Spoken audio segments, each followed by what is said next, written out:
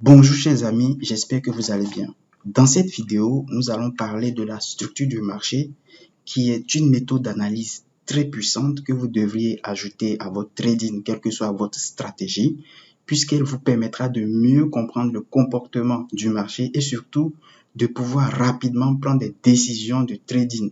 Alors, comment ça marche? Pour mieux comprendre la structure du marché, nous allons d'abord essayer de comprendre ce que c'est que les pics et les creux. Les pics et les creux sont des niveaux de prix où le prix change de direction. Vous voyez ici, le prix montait, ensuite il change de direction à la baisse. Ici, il change de direction, ainsi de suite. Vous voyez? Donc, les pics et les creux sont des niveaux de prix où on a un changement de direction à la hausse ou à la baisse. Après, vous pouvez constater que là, on a eu un pic ici. On avait un pic ici également. Il y a eu changement de direction. Il y a un pic ici. Il y a eu changement de direction à la baisse. Pic, pic, pic, changement de direction, changement de direction. Donc ici, on avait un creux ici, un creux ici, un creux ici, et ainsi de suite. Vous voyez, donc à chaque fois que nous avons un changement de direction, on a soit un pic qui s'est formé ou soit un creux qui s'est formé. Voilà, donc la compréhension de ce concept-là va nous permettre de mieux comprendre la structure du marché pour la suite. Voilà, maintenant que nous avions compris ce que c'est que les pics et les creux, ce qu'il faut savoir, c'est que la structure du marché s'explique mieux en utilisant la théorie de Dow. La théorie de Dow utilise les dispositions des pics et des creux pour mieux expliquer la structure ou pour mieux expliquer le contexte ou la tendance du marché. Vous voyez? Donc, la question à se poser, c'est quoi? C'est comment est-ce que les pics et les creux sont disposés? Comment est-ce que les pics et les creux sont disposés? Est-ce que les pics sont de plus en plus bas ou est-ce que les pics sont de plus en plus hauts? Donc, la façon dont les pics et les creux sont disposés nous permet de définir la structure du marché. En fonction de la façon dont les pics et les creux sont disposés, nous pouvons définir trois types de structures du marché. On a d'abord une structure où la tendance elle est haussière, on a une structure où la tendance est baissière et on a une structure sans tendance, c'est-à-dire que là, la tendance elle est ni haussière ni baissière, nous sommes en range. Alors, nous disons que la tendance elle est haussière lorsque nous avons des pics croissants et des creux croissants, c'est-à-dire que nous avons des pics de plus en plus hauts et des creux de plus en plus hauts. Vous voyez donc là, ici, on a ce pic-là qui est plus haut que ce pic-là. Et ce dernier est également plus haut que le pic précédent. Vous voyez, on a en plus de cela, on a le creux là qui est plus haut que le creux précédent et ainsi de suite. Donc, dès que nous avons ces deux propriétés qui sont vérifiées, on dira que la tendance est haussière. Donc, aussi longtemps que les pics sont de plus en plus hauts et les creux de plus en plus hauts, nous dirons que la tendance est haussière. C'est un peu comme si on voulait monter sur l'escalier. Pour pouvoir monter l'escalier, il faut que cette configuration soit exactement comme ceci. Sinon, c'est pas possible de monter l'escalier. Donc, c'est comme ça, il faut voir une tendance haussière. De l'autre côté, on a une tendance baissière qui est caractérisée par des pics décroissants plus des creux décroissants. Ça veut dire qu'il nous faut là des pics de plus en plus bas et des creux de plus en plus bas pour caractériser une tendance baissière. Vous voyez, aussi longtemps que cette configuration-là est respectée, nous dirons que la tendance est baissière. Donc, on a ce pic-là qui est plus bas que le pic précédent, et ainsi de suite. Le creux qui est plus bas que le creux précédent, et ainsi de suite. Et ici, c'est un peu comme si on descendait l'escalier.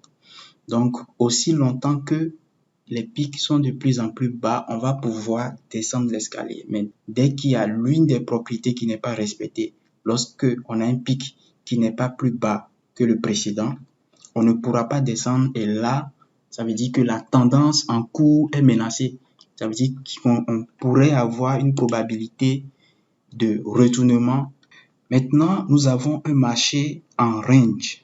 Le marché en range se caractérise par des pics et des creux qui sont pratiquement au même niveau de façon horizontale. Donc là, on va dire que le marché est sans tendance. Vous voyez? Donc là, les pics et les creux sont pratiquement au même niveau comme ça. Là, on va dire que nous sommes en range. Voilà, ici maintenant, nous allons parler de retournement de tendance. Un retournement de tendance, c'est lorsque on change de tendance, on change de structure.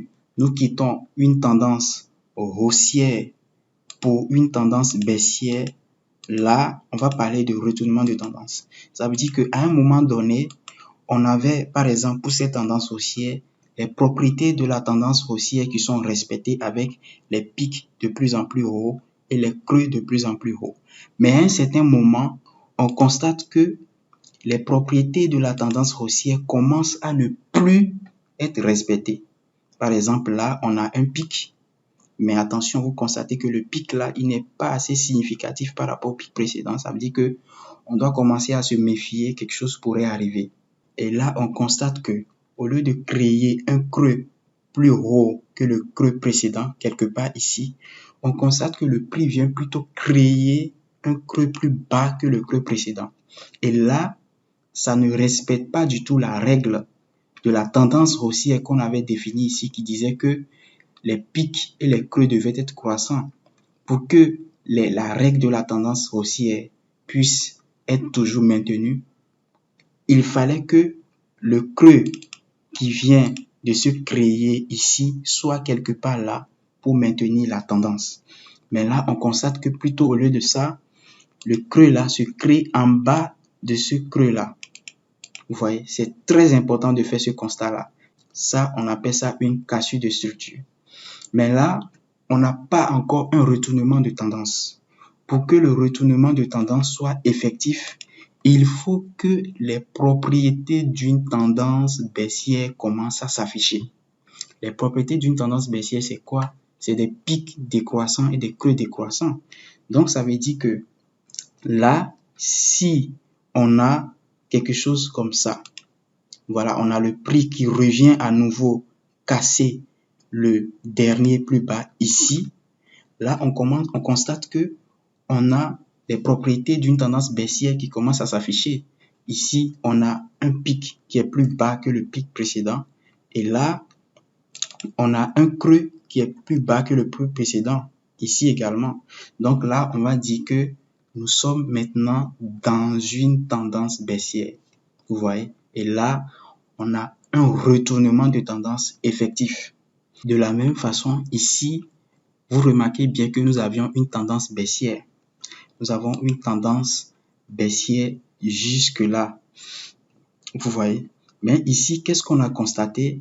On a constaté qu'arrivé à ce niveau-là, le prix n'a pas pu créer un creux plus bas que le creux précédent. Là, on commence à se poser des questions. Puisque les propriétés d'une tendance baissière ont cessé d'être vérifiées. Déjà que le prix n'a pas pu créer un creux plus bas que le creux précédent, les propriétés d'une tendance baissière commencent à être invalidées.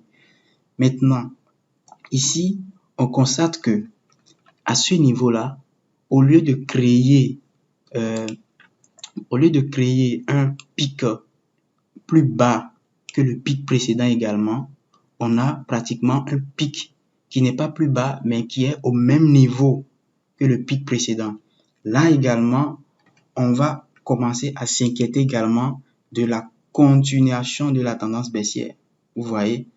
Voilà, ça veut dire que si on était en vente, on devrait peut-être commencer à récupérer ses profits ou à prendre une grande décision. Maintenant, dès lors que le prix casse maintenant le dernier plus haut ici, on va dire que on a vraiment les propriétés d'une tendance haussière qui commencent à s'afficher. Vous voyez, on a la cassure du dernier plus haut, mais la tendance haussière, la nouvelle tendance haussière devient effective lorsque on a la création de ce niveau-là. Vous voyez, après la création de ce niveau-là, les propriétés d'une tendance haussière sont maintenant évidentes puisque nous avons un pic plus haut que le pic précédent et un creux plus haut que le creux précédent. Donc ici, on a un retournement de tendance effectif. Sans plus tarder, nous allons passer à quelques exemples. Voilà, pour notre exemple, nous allons utiliser le graphique du BTC. Et là, directement, en observant le graphique, si on comprend bien la théorie de dos, on peut constater que là, on a eu une tendance haussière. Ici, on a eu une grosse transition et là, on a eu une tendance baissière. On va essayer de décortiquer. Déjà, ce qu'on constate, c'est qu'on a là un pic. On a un creux ici. On a un pic ici. On a un pic là. Un pic là. On a un creux ici. On a un creux ici. On a un creux ici. On a un pic ici. Là, on a un pic là. On peut dire, en résumé, un creux quelque part ici. Je vous rappelle que les pics et les creux, comme on l'avait dit, ce sont des niveaux qui marquent un changement brutal de direction. Donc, vous voyez, donc ici, on avait une hausse, changement de direction, baisse, changement de direction, hausse, changement de direction, changement, ainsi de suite. Et là, on a notre tendance haussière qui s'est très bien dessinée. On a des pics de plus en plus hauts et des creux de plus en plus hauts. Donc, on a clairement une tendance haussière. Vous voyez, c'est clair. Maintenant, ici, la tendance, elle est haussière jusqu'à ce niveau-là. Jusqu'à ce niveau-là où on aurait espéré voir ici, pour que la tendance continue à être baissière, on aurait espéré voir ici un creux plus haut. Voilà, un creux à ce niveau-là. Un creux à ce niveau-là, plus haut que le creux précédent. Mais c'est pas ce qu'on a vu. Ici, on a plutôt constaté que quoi? Le creux qui s'est formé, il s'est formé plutôt plus bas. Vous voyez, il s'est formé plutôt plus bas que le creux précédent. Donc là, on a eu la violation d'une des propriétés d'une tendance haussière. Donc là, on va parler à ce niveau-là de cassure de la structure. Vous voyez, cassure de la structure, c'est très important. Donc, la cassure de la structure est l'un des premiers signaux de retournement d'une tendance. Mais à ce niveau-là, on n'a pas encore de retournement. Pour que le retournement de tendance soit effectif, il faudrait que nous ayons les propriétés d'une tendance baissière qui soit vraiment bien affichée. Donc, ce qu'on a constaté ici, c'est la cassure du dernier plus bas. Et là, le défi pour valider une tendance baissière est de créer maintenant un pic plus bas que le pic précédent. Et c'est exactement ce qui s'est fait. Donc, exactement à ce niveau-là, qu'est-ce qu'on a constaté? À ce niveau-là, on a constaté maintenant qu'après la cassure, ici, on a un pic qui s'est formé qui est plus bas que le pic précédent. Un creux ici qui est plus bas que le précédent. Vous voyez? Là, maintenant, on a les propriétés d'une tendance baissière qui commence à bien s'afficher.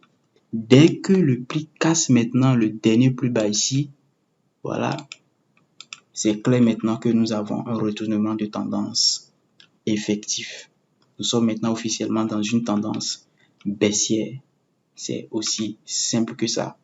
Maintenant, remarquons quelque chose à ce niveau-là, c'est que ici, les pics qui se sont formés là ne sont pas assez significatifs. Vous voyez ici, le prix a créé un pic plus haut que le pic précédent, mais l'écart entre les deux pics n'est pas assez significatif.